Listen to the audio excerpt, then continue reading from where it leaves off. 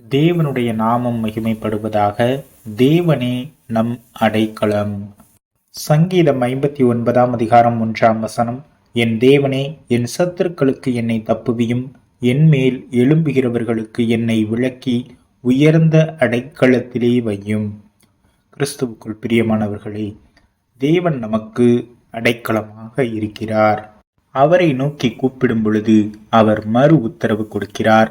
நாம் நம்முடைய நம்பிக்கையை அவர் மீதாக வைத்து அவருக்காக காத்திருந்து, கர்த்தர் நிச்சயமாக என் சத்துருவின் அனைத்து சூழ்ச்சிகளையும் தந்திரங்களையும் முறியடித்து என்னை விடுவிப்பார் என்று அவரை பற்றி கொள்ளும் போது அவர் நம்மை அனைத்து இக்கட்டுகளுக்கும் விலக்கி தம்முடைய நீதியின் கரத்தினால் நம்மை தாங்கி வழிநடத்துவார்.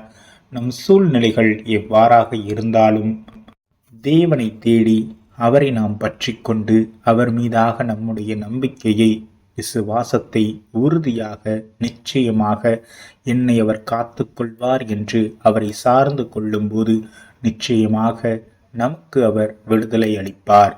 சங்கீதம் 59:10. என் தேவன் தம்முடைய கிருபையினால் என்னை சந்திப்பார். தேவன் என் சத்துருக்களுக்கு வரும் நீதியின் சரிக்கட்டுதலை நான் காணும்படி செய்வார்.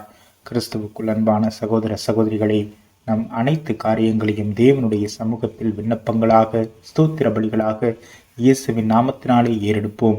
நிச்சயம் அவர் நம்மை பலப்படுத்தி திட நம்பிக்கையோடு மன உறுதியோடு தைரியமாக இருக்க அவர் நம்மை தாங்கி வழிநடத்துவார்.